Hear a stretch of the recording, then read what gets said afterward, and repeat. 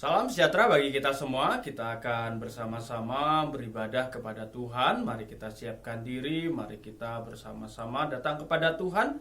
Ibadah kita mulai dalam nama Allah Bapa, Allah Putra, dan Roh Kudus. Mari kita bersama-sama tenangkan diri, kita bersama-sama mengambil sikap teduh dan kita mengambil waktu teduh. Mari kita bersama-sama bersaat teduh. Saat teduh mulai.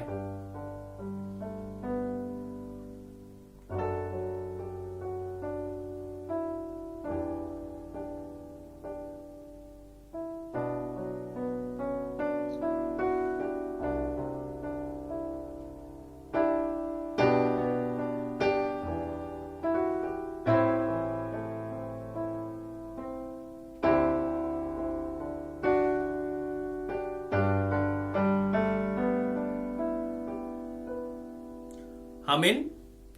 Kita bersama-sama mengagungkan Tuhan, kita puji Dia, kita muliakan Dia, Allah Tritunggal, kita pujikan.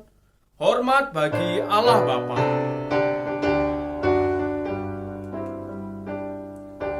Hormat bagi Allah Bapa, hormat bagi anaknya, hormat bagi Roh Kudus ketiganya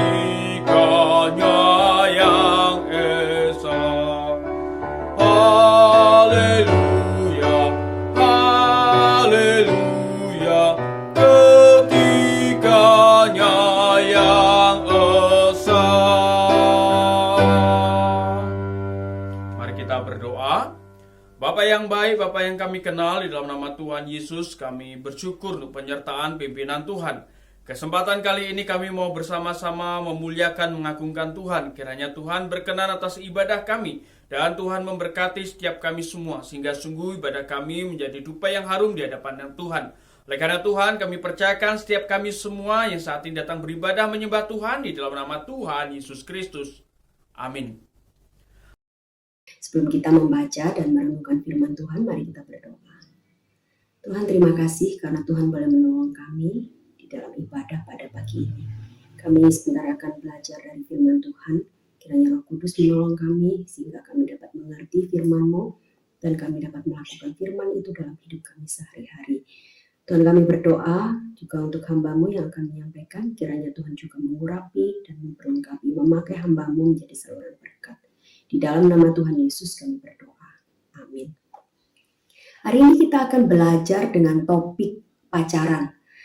Nah, biasa di anak-anak usia SMP, anak-anak remaja, pra-remaja di usia SMP, ketika ditanya tentang pacaran, biasa ekspresi dan juga jawabannya bisa bervariasi, bisa berbeda-beda. Ada yang mungkin flat, biasa aja gitu ya. Tapi ada juga yang takut-takut waktu ditanya pacaran itu apa sih? Tidak menjawab. Atau ada juga yang begitu antusias, begitu bersemangat ketika ditanya tentang pacaran.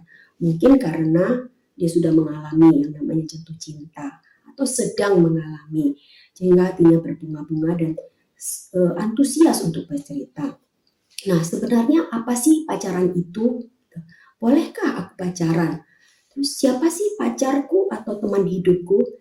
Nah, sebelumnya mari kita baca dua bagian firman Tuhan dari Kejadian pasal 1 ayat 26 sampai 28 dan pasal 2 ayat 18 serta 1 Korintus pasal 10 ayat 23 dan ayat 31.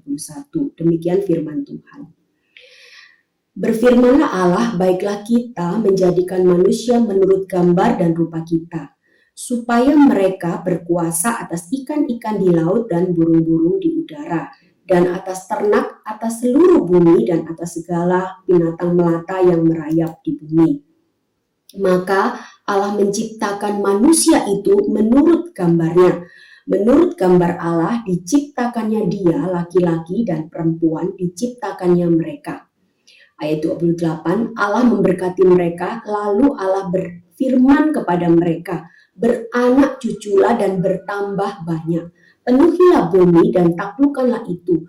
Berkuasalah atas ikan-ikan di laut dan burung-burung di udara dan atas segala binatang yang merayap. Pasal 2 ayat 18, Tuhan Allah berfirman, tidak baik kalau manusia itu seorang diri saja. Aku akan menjadikan penolong baginya yang sepadan dengan dia. 1 Korintus pasal 10 ayat 23 dan 31, demikian firman Tuhan. Segala sesuatu diperbolehkan, benar, tetapi bukan segala sesuatu berguna. Segala sesuatu diperbolehkan, benar, tetapi bukan segala sesuatu membangun. Aku menjawab, jika engkau makan atau jika engkau minum atau jika engkau melakukan sesuatu yang lain, lakukanlah semuanya itu untuk kemuliaan Allah. Nah, teman-teman, di dalam Kejadian pasal 1 ayat 26 mengajarkan kita bahwa kita ini diciptakan unik dan istimewa. Kenapa unik dan istimewa? Unik karena kita ini berbeda satu dengan lainnya. Tidak ada duanya.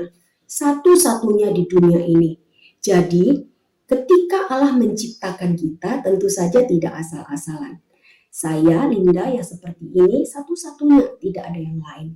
Sifatnya, cara bicaranya, cara pikirnya, karakternya, satu-satunya, tidak ada yang lainnya.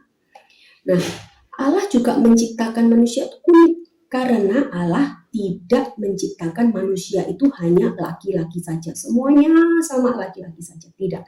Atau juga tidak semuanya sama perempuan saja. Tetapi firman Allah jelas mengatakan di dalam ayat 27, diciptakannya dia laki-laki dan perempuan. Kenapa laki-laki dan perempuan? Karena ada tugas dan tanggung jawab yang harus dikerjakan sesuai dengan tujuan Allah menciptakan manusia. Dan secara fungsi pun laki-laki dan perempuan juga berbeda. Ada perbedaan-perbedaan, secara fisik juga berbeda, sehingga unik, nggak sama satu dengan lainnya. Supaya apa? Manusia berkuasa atas ciptaan dan juga atas seluruh bumi. Nah, dikatakan bukan hanya unik manusia ciptaan Allah, tetapi juga istimewa. Istimewa karena kita ini diciptakan menurut gambar dan rupa Allah. The image of God. Allah menggunakan kata image bagi manusia itu menunjukkan bahwa manusia yang diciptakan dengan tujuan untuk mencerminkan Allah di dalam dirinya. Image of God, ada cerminan Allah di dalam diri manusia itu. Seorang tokoh reformasi bernama John Calvin, dia mengatakan demikian. Tiada seorang pun dapat mengamati dirinya sendiri tanpa menjuruskan pikirannya kepada Allah, yang di dalamnya manusia hidup dan bergerak. Bahkan kita hanya ada karena kita berada di dalam Allah saja. Menunjukkan bahwa kita ini sungguh-sungguh adalah cerminan daripada Allah. Apa yang kita lakukan mencerminkan Allah yang hidup di dalam diri kita. Kita memperoleh kehidupan khusus dari Allah, memperoleh sifat-sifat Allah, menjadi wakil Allah dalam mengelola dan juga memelihara bumi. Dan Tuhan memberkati manusia, laki-laki dan perempuan yang diciptakan menurut gambar dan rupa Allah itu. Oleh sebab itu, apa yang kita lakukan, apa yang kita pikirkan, harusnya mencerminkan Allah. Dan kita hidup memuliakan Allah dalam seluruh aspek kehidupan kita, termasuk di dalam hal pacaran. Nah, pertanyaannya bagi kita adalah, bagaimana saya memuliakan Tuhan di dalam hal pacaran? Ada dua hal yang perlu kita pelajari. Yang pertama, tentukan prioritas yang benar. Tentukan prioritas yang benar. Saudara, di dalam 1 Korintus pasal 10 ayat 23 tadi dikatakan ya, segala sesuatu diperbolehkan, benar, tetapi bukan segala sesuatu berguna. Segala sesuatu diperbolehkan, benar, tapi bukan segala sesuatu membangun. Ayat 31, jika engkau makan atau minum, atau jika engkau minum, atau jika engkau melakukan sesuatu yang lain, lakukan semuanya itu untuk kemuliaan Allah. Artinya bahwa makan minum yang sederhana yang setiap hari kita lakukan saja, kita perlu memuliakan Tuhan. Apalagi di dalam hal-hal yang lain, termasuk juga di dalam hal pacaran. Nah, prioritas berarti adalah hal yang utama. Prioritas itu berarti hal yang penting. kebutuhan yang harus dipikirkan dan dikejar saat ini. Karena prioritas ini akan menolong kalian untuk bisa menata hati, bisa menata pikiran dan juga masa depan. Nah, sekarang mari kita lihat apa sih hubungannya prioritas ini ya, menentukan prioritas itu dengan pacaran. Kenapa perlu prioritas gitu ya, di dalam hal pacaran ini, di dalam hal memahami tentang pacaran ini. Nah, kita lihat dulu apa sih sebenarnya pacaran itu. Pacaran itu, pengertian pacaran itu adalah keterikatan emosi antara pria dan juga wanita yang belum menikah. Keterikatan emosi antara pria dan wanita yang belum menikah dengan tujuan untuk saling mengenal dan melihat kesesuaian antara satu dengan yang lain sebagai pertimbangan sebelum menikah. Sebagai pertimbangan sebelum menikah. Nah, anak-anak, dari pengertian ini kita bisa melihat bahwa ternyata pacaran itu tidak semudah apa yang dibayangkan oleh anak-anak remaja pada saat ini. Pacaran itu bukan hanya sekedar saya mau, dia mau pacaran. Bukan sekedar karena hati saya berbunga-bunga, saya naksir dengan dia, maka jadilah pacaran. Tidak hanya sekedar itu. Atau tidak juga hanya sekedar karena teman-teman saya pacaran, maka saya juga pacaran. Nah, karena pacaran itu seperti pengertian yang tadi saya sampaikan sebagai pertimbangan sebelum menikah. Bukan hanya sekedar ikut tren. Bukan hanya sekedar ikut-ikutan. Bukan hanya sekedar mau-maunya saya. Bukan hanya sekedar asal-asalan. Nah, secara umum penyebab daripada remaja memutuskan untuk pacaran itu ada 3 sebab. Yang pertama, karena faktor globalisasi. Apa hubungannya faktor globalisasi ini dengan penyebab remaja pacaran? Globalisasi yang sangat mempengaruhi para remaja sekarang ini akibat berkembangnya internet. Dari internet itulah para remaja itu mendapatkan dorongan ataupun contoh-contoh apa yang disajikan, dari apa yang dilihat melalui internet itu. Baik itu film, drakor, sinetron, maupun juga lagu-lagu tentang percintaan. Nah, kekurangan kemampuan remaja di dalam menyortir informasi-informasi yang diterima sehari-hari secara langsung atau tidak langsung itu berdampak pada keinginan untuk merasakan sensasi yang diiming-imingkan di dalamnya melalui tayangan-tayangan yang dilihat di dalam internet itu tadi. Seperti misalnya kisah-kisah romantis gitu ya. Kemudian pacar yang pengertian, yang selalu ada untuknya gitu ya. Dalam kesibukan apapun pokoknya pacarnya ini menjadi prioritas. Jadi apapun itu bisa dilakukan gitu ya. Kemudian teman untuk membagi rasa, teman untuk curhat, untuk saling memahami dan lain sebagainya. Nah, sehingga pemikiran-pemikiran itu menimbulkan keinginan bagi para remaja untuk berpacaran. Jadi melalui era globalisasi, melalui internet ataupun juga televisi itu memancing keinginan untuk berpacaran. Penyebab yang kedua selain faktor globalisasi adalah karena ingin membuktikan diri cukup menarik. Jadi remaja itu memutuskan untuk pacaran karena pacar itu bagi mereka merupakan salah satu bentuk gengsi yang membanggakan. Selain itu, pacar itu merupakan sesuatu yang dapat membuktikan bahwa anak-anak remaja ini cukup menarik dan patut untuk mendapat perhatian dari lingkungan sekelilingnya.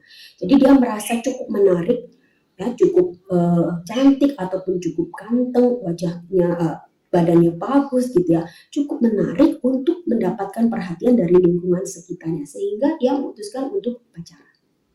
Lalu penyebab yang ketiga adalah adanya pengaruh kawan. Nah, di kalangan anak-anak remaja punya banyak kawan itu merupakan satu bentuk prestasi tersendiri. Makin banyak kawan, makin tinggi nilai mereka di mata teman-temannya. Sehingga anak-anak remaja juga berpikir bahwa teman-temanku pacaran, masa iya sih aku nggak punya pacar? Gini ya, masa iya sih aku jomblo? Gini. Sehingga pengaruh kawan itu membuat satu pemikiran tersendiri bahwa teman-temanku pacaran, aku pun juga bisa pacaran dong, aku pun juga harus punya pacar dong, seperti itu. Nah, anak-anak yang dikasihi Tuhan, dari penjelasan di atas, maka dapat disimpulkan bahwa penyebab para remaja berpacaran adalah lebih kepada keinginan dan bukan kebutuhan. Lebih kepada maunya saya dan bukan apa yang saya butuhkan. Jadi contohnya seperti ini, berbeda antara kebutuhan dengan maunya, keinginan. Ya. Keinginan itu lebih kepada, kadang kita nggak perlu itu, nggak butuh itu. Tapi karena kita ingin. Contoh misalnya gini, saya maunya tiap hari makan Indomie. Kenapa? Karena Indomie itu selain enak, ya, murah, gampang buatnya, dan cepat. Nggak perlu repot. Ya, mie instan. Nah, tetapi apakah itu yang dibutuhkan oleh diri saya? Belum tentu, dan mungkin tidak jawabannya. Karena apa? Karena untuk menjadikan tubuh saya sehat, saya membutuhkan makanan yang bergizi, bukan hanya sekedar mie instan setiap hari. Nah, demikian juga dengan pacaran, seringkali hanya karena ingin, tapi bukan itu yang dibutuhkan oleh anak-anak remaja seusia kalian. 1 Korintus pasal 10 ayat 23 tadi juga dengan tegas mengatakan segala sesuatu diperbolehkan. Benar, kalau kita berkata, loh itu hakku dong, maunya aku, kan hati-hati aku, kan pikiran-pikiran aku, betul. Segala sesuatu diperbolehkan, benar, tetapi bukan segala sesuatu berguna. Segala sesuatu diperbolehkan, benar, tetapi bukan segala sesuatu membangun. Mungkin ada di antara kalian yang berkata, ya kalau begitu saya nggak boleh pacaran dong sekarang. Padahal hatiku ini lagi berbunga-bunga loh. Saya lagi naksir seseorang loh. Kan sedih banget rasanya kalau nggak boleh pacaran. Nah teman-teman, kalau saya ditanya oleh kalian, boleh nggak sih saya pacaran? Maka jawaban saya ada 2. Ya dan tidak. Loh, kenapa begitu? Kok jawabannya dipelin-pelan? Kok ambigu gitu ya.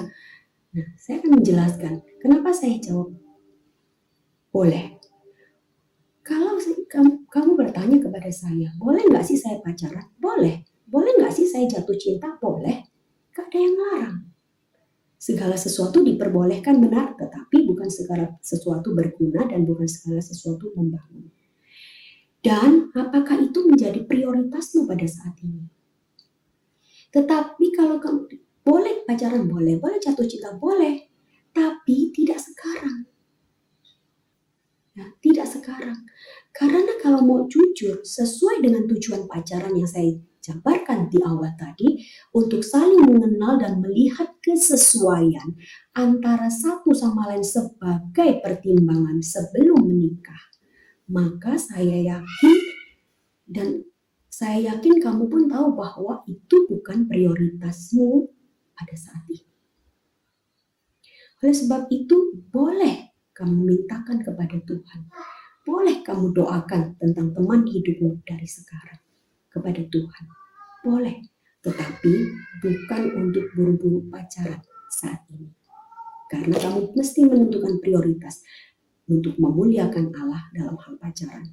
Dan prioritasmu saat ini memang bukan pacaran. Kedua, bagaimana pacaran memuliakan nama Tuhan? Maka yang kedua adalah pilihlah pasangan yang sepadan. Kejadian pasal 2 ayat 18 di sana dikatakan dia, Tuhan Allah berfirman, tidak baik kalau manusia itu seorang diri saja. Aku akan menjadikan penolong baginya yang sepadan dengan dia. Anak-anak, kata sepadan di sini bukan berarti bahwa dia laki-laki dengan laki-laki atau perempuan dengan perempuan. Kan sepadan, sama-sama laki-laki, sama-sama perempuan, bukan. Sepadan bukan berarti sama jenis, tapi sepadan di sini berarti yang sesuai dengan kehendak Allah. Yang sepadan di sini bisa membangun, bisa saling memperlengkapi, bisa saling menguatkan, namun bukan sesama jenis untuk teman hidup. Jadi kalau kamu laki-laki, yang sepadan untukmu adalah wanita yang sesuai kehendak Allah. Kalau kamu wanita, maka yang sepadan untukmu, teman hidup, pacar yang sepadan untukmu adalah laki-laki yang sesuai dengan kehendak Allah. Ini penting dan ini mesti tertanam di dalam dirimu. Kenapa penting? Karena manusia pada saat ini pandai memanipulasi firman Tuhan untuk kepentingannya sendiri. Padahal Allah dari awal sampai akhir menjelaskan dan menetapkan secara tegas bahwa pernikahan itu adalah antara satu laki-laki dan satu perempuan. Bahkan di dalam Kejadian pasal 2 ayat 22 di sana dikatakan, dan dari rusuk yang diambil Tuhan Allah dari manusia itu dibangunnyalah seorang perempuan, lalu dibawanya kepada manusia itu, manusia pertama yaitu Adam. Jadi diciptakan Hawa perempuan untuk Adam laki-laki. Ini penting. Namun dengan berkembangnya zaman dan demi memenuhi keinginan diri sendiri, orang mulai menyimpang dan mencari-cari pembenaran dengan pasangan sesama jenis. Oleh sebab itu, isu tentang LGBT pada saat ini itu sudah sangat-sangat berkembang. Bahkan ada undang-undang yang melegalkan tentang pasangan yang menikah di dalam pernikahan sesama jenis. Tetapi mari kita kembali kepada firman Tuhan. Kalau mau hidup memuliakan Allah termasuk di dalam hal pacaran dan menemukan teman hidup, maka lakukan yang sesuai dengan kehendak Allah. Allah menetapkan satu laki-laki dan satu perempuan. Karena ada berkat di dalamnya ketika pernikahan itu sesuai dengan kehendak Allah. Namun penuntun dan juga pedoman hidup di dalam kehidupan kita ini harus senantiasa kita ikuti. Allah itu tidak pernah salah di dalam menciptakan. Dia ketika menciptakan kita, menemui kita di dalam kandungan ibu kita, tidak pernah salah dalam menciptakan. Bahkan setiap detilnya pun begitu luar biasa Allah ciptakan di dalam kehidupan kita. Begitu detilnya Allah itu merancangkan kita, sehingga ketika kita dilahirkan, baik itu sebagai laki-laki maupun sebagai perempuan, maka tidak ada yang salah di dalam penciptaan Allah itu. Dia adalah Allah yang maha kuasa. Dia adalah Allah yang mengasihi kamu dan juga saya, setiap kita. Tidak ada yang tersembunyi di hadapan Allah. Oleh sebab itu, taatilah Dia.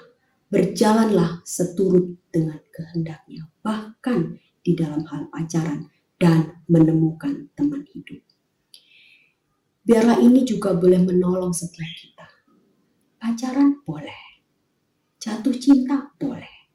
Tapi prioritasmu saat ini bukan pacaran ataupun menemukan teman hidup. Maka muliakanlah Tuhan dengan memiliki prioritas yang benar. Dan yang kedua, temukan teman hidup, pasangan hidup yang sepadan, yang sesuai dengan kehendak Allah. Kalau kamu adalah laki-laki, maka temukan istri, pasangan hidup wanita yang sepadan, sesuai dengan kehendak Allah. Kalau kamu adalah wanita, maka temukan suami atau teman hidup laki-laki yang sesuai dengan kehendak Allah. Sehingga keluargamu, rumah tangga ke depannya pun diberkati oleh Tuhan.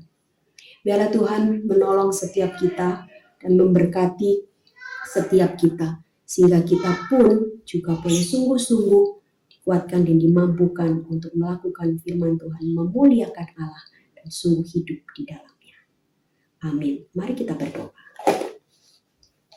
Bapa di dalam surga, kami berterima kasih karena firman-Mu kembali mengingatkan kami bahwa kami adalah ciptaan yang istimewa, diciptakan menurut gambar dan rupa Allah. Oleh sebab itu kami perlu memuliakan Tuhan di dalam hidup kami, termasuk di dalam hal pacaran, di dalam memilih teman hidup yang sepadan, sesuai dengan kehendak Tuhan. Bapa, kami mau menyerahkan setiap anak-anak-Mu, Tuhan juga akan terus berkati dan pimpin. Jika kelak suatu hari nanti mereka membutuhkan teman hidup, biarlah Tuhan juga memberikan yang terbaik dalam hidup mereka. Terima kasih Tuhan, kami serahkan waktu kami selanjutnya, Tuhan pimpin sertai kami. Dalam nama Yesus kami berdoa. Amin. Kita akan mengakhiri ibadah kita pada pagi hari ini. Kita bersama-sama agungkan Tuhan. Kita nyanyikan Bapa terima kasih, bersyukur untuk pemeliharaan Tuhan, penyertaan pimpinan dalam ibadah ini. Bapa terima kasih, Bapa terima kasih, Bapa di dalam surga, ku ucap terima kasih.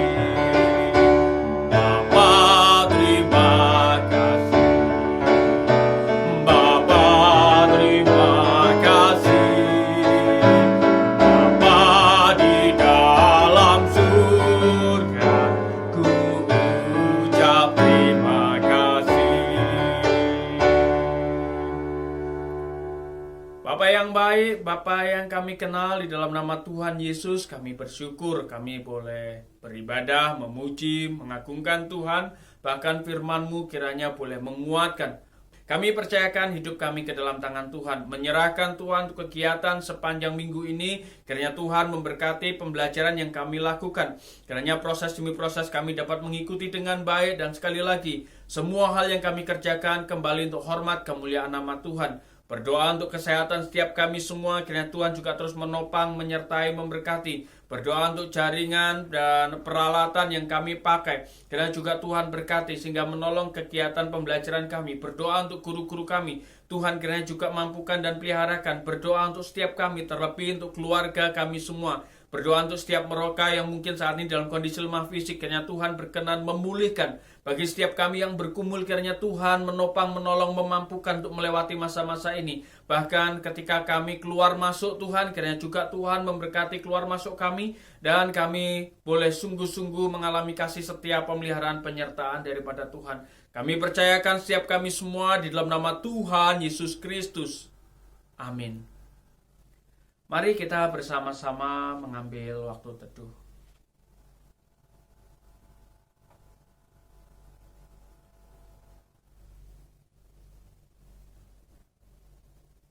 Amin.